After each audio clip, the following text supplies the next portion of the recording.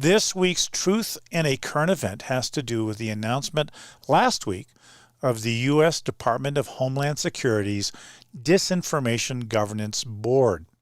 Now, I'm going to share some, I haven't done this before on this program. I'm going to share some snippets from a interview, Dana Bash on CNN, interviewing the DHS's Secretary Mayorkas. Am I saying that right? And she did, I think, a pretty good job. But I want to talk a bit about truth and discerning it in what essentially are politicians. I know that he's a civil servant, but he's a political animal too. So let's go and listen to the first quote together.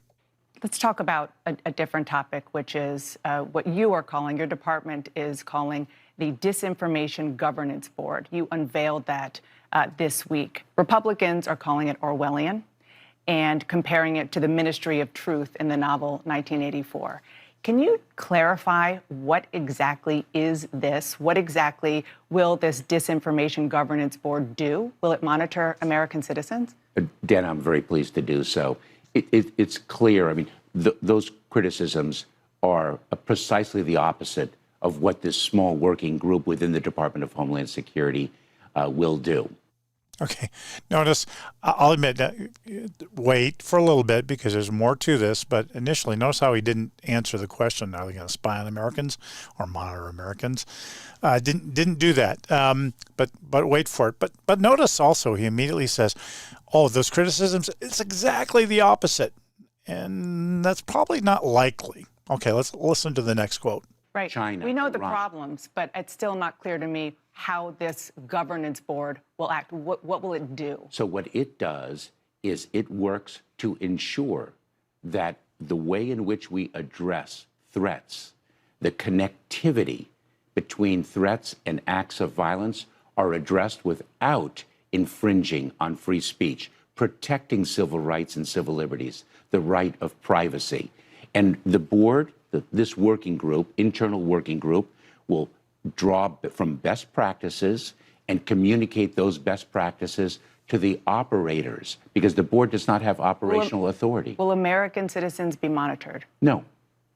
Guarantee that. Well, so what we do, we in the Department of Homeland Security don't monitor American citizens. You don't, but will this board change that? No. The board does not have any operational authority or capability. Okay, I don't care which side of the spectrum, a political spectrum you are. Do you honestly not believe that the DHS monitors Americans?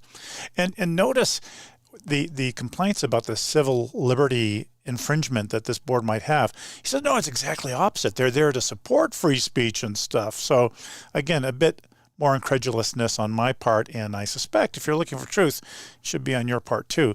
I'm not trying to make a political statement here. Just let's talk about truth, and then I'll make my punchline or give my punchline at the end. But in fairness, notice he says specifically, no, we will not monitor Americans. I'll give you the last quote, and then I'll make my final comments about this. Republicans are criticizing your decision, the administration's decision to choose Nina Jankowicz to lead this disinformation board. They say she is not somebody who is neutral. Your response?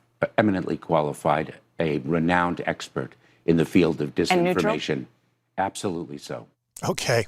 So Jankowicz might be a great person, might be eminently qualified. I think those were the words.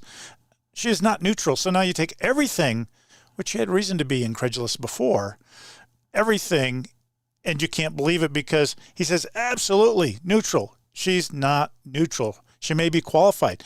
She may act in a neutral way in this new role, but she is not neutral. Come on, we're not foolish. And if you have somebody filling you with a line, whether you agree with the people or don't agree with the people, they're filling you with a line and you can't trust them.